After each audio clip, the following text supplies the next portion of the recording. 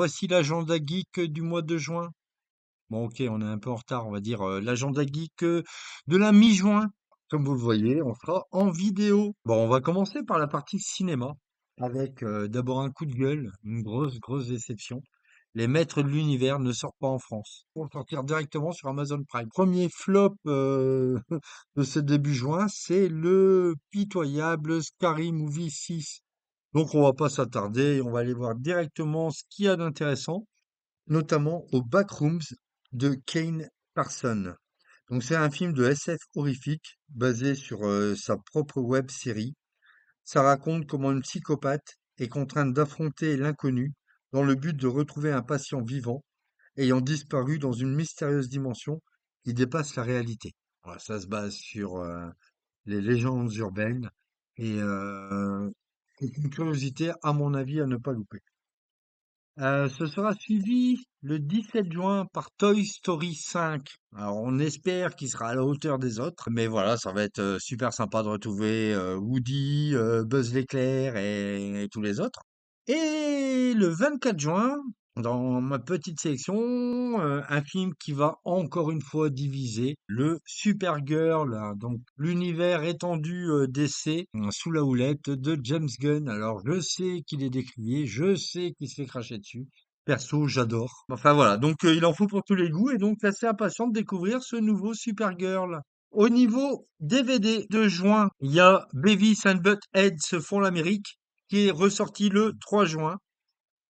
Spielberg arrive avec des éditions 4K, donc ressorti en 4K de E.T., de la liste de Schindler et de Jurassic Park.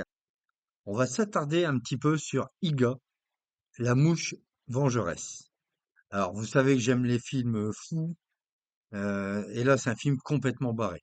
Il y a de l'action, du fantastique. C'est un film indien de 2h25. Vous connaissez les films indiens, ça part dans tous les sens, il y a des cascades pas possibles. Et ce film-là nous conte l'histoire d'un gars qui est assassiné et qui va se réincarner.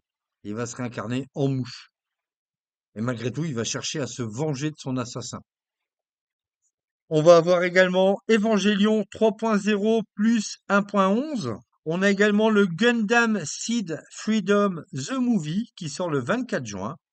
Parlons maintenant un petit peu de lecture. Au niveau manga, j'en ai pas parlé les mois précédents, mais je voudrais quand même vous parler de la sortie de Zange, tome 1 et 2. Je vous mets les couvertures.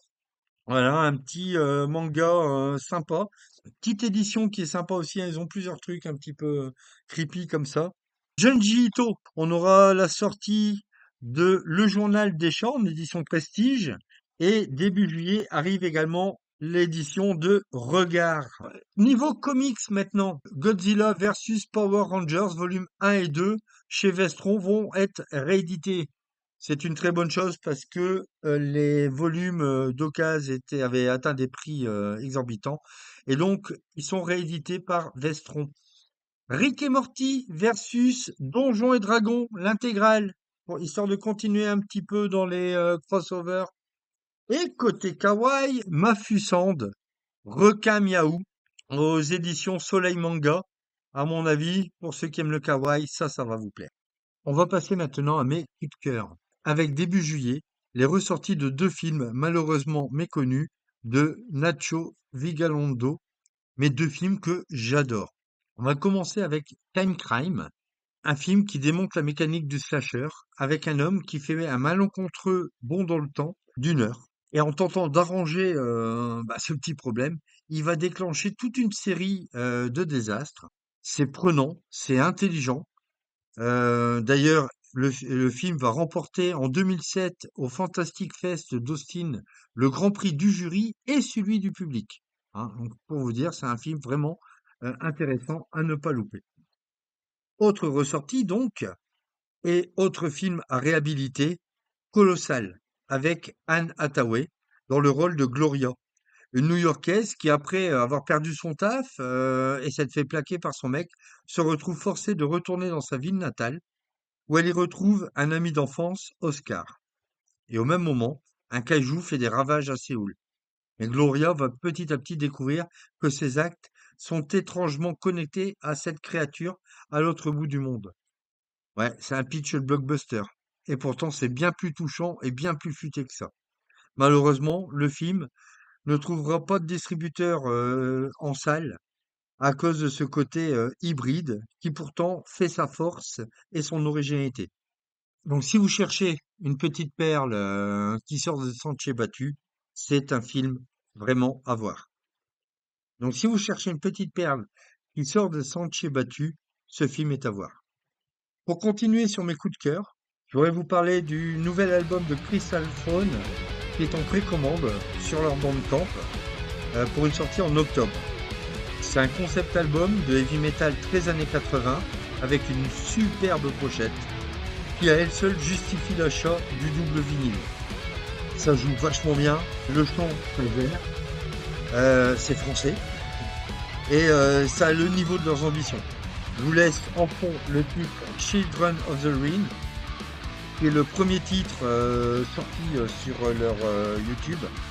Et pendant que le titre il défile, je vais vous annoncer les quelques anniversaires du mois de juin.